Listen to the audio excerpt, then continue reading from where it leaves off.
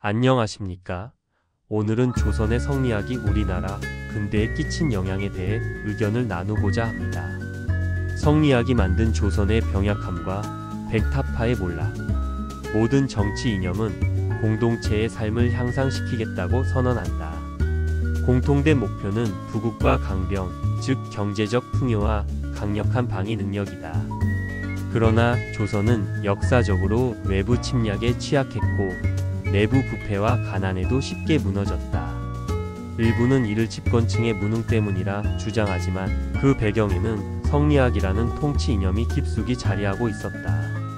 성리학의 핵심 경물치지와 그 한계. 조선 지배층이 최고의 가치로 여긴 경전은 송나라 주자가 집대성한 대학이었다.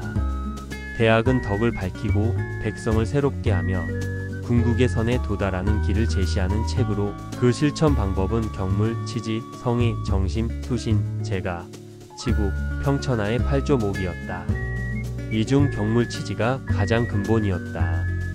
경물은 사물의 이치를 탐구하라는 뜻이고 치지는 이를 통해 지혜에 도달한다는 의미다. 그러나 성리학의 경물치지는 사물 그 자체보다 사물 속의 정신과 궁극의 이치에만 집중한다. 이는 관념적, 철학적 사유에 치중하게 만들었고 근대 실증주의가 추구한 실험, 관찰, 기술 발전과는 거리가 멀었다. 실증주의는 사물 자체를 관찰하고 분석해 자연 법칙을 발견하며 이를 기술과 제도 개선에 활용한다. 증기기관 발명, 산업혁명, 시민혁명, 자본주의 발전이 이런 사고에서 나왔다. 반면 성리학식 경물치지는 실제 국력 강화보다는 개인의 도덕 수양에 머물렀다. 완물상지라는 금기의 변질. 성리학의 관념 중심 성향은 완물상지라는 금기에서 극명하게 드러났다. 본래 의미는 사물에 지나치게 집착하면 본래 뜻을 잃는다는 경계였다. 그러나 성리학자들은 이를 사물 자체에 대한 관심은 궁극의 이치를 보지 못하게 한다는 논리로 확대 해석해 기술, 상업, 과학 등 실용적 연구를 억제하는 명분으로 삼았다. 이 사고방식은 조선의 왕과 관료들에게 깊이 스며들었다. 세종이 역사서 교육을 강화하려 하자 대신들은 경학이 우선이라며 반대했고 성종 시기에는 장터가 사치와 부정의 근원이라 하여 금지되기도 했다. 왕이 구리수통을 만들려 하자 사치라는 이유로 반대했고 중국말 수입조차 완물상지를 이유로 막았다. 결국 국방 경제 기술 발전에 필요한 실질적 조치가 번번이 무산되었고 조선은 점점 현실과 동떨어진 관념 국가로 굳어졌다. 개혁 경장의 부재. 조선 왕조실록에는 경장이라는 단어가 620회나 등장한다.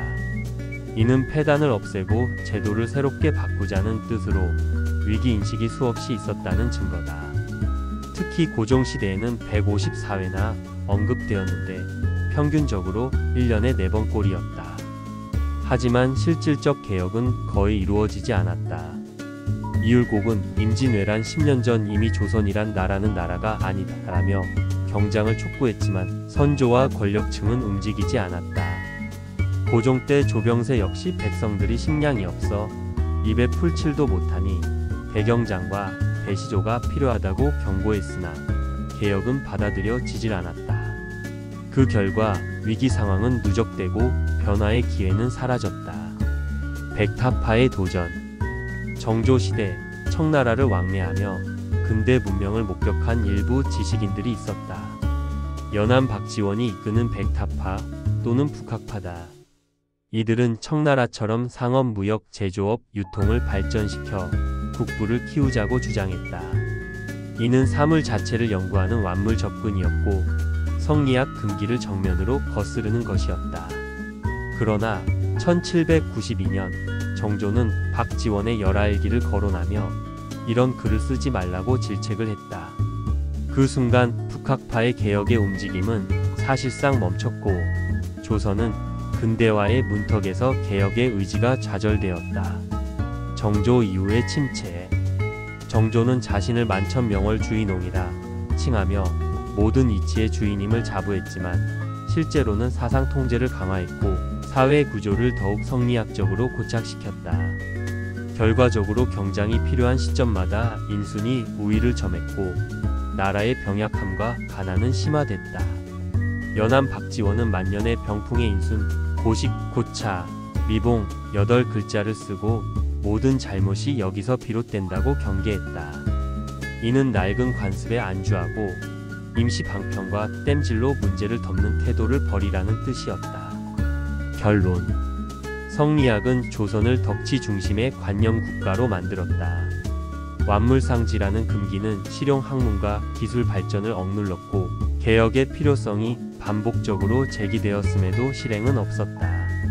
백타파 같은 소수 지식인의 근대화 시도마저 좌절되면서 조선은 병약하고 가난한 채 근대라는 거친 시대를 맞이하게 되었다. 현대를 살고 있는 우리는 과연 어떤 생각과 자세로 살아야 하는지 생각하는 시간을 갖는 것이 좋을 것 같습니다. 영상을 시청해 주셔서 감사합니다. 더 좋은 주제로 찾아뵙겠습니다.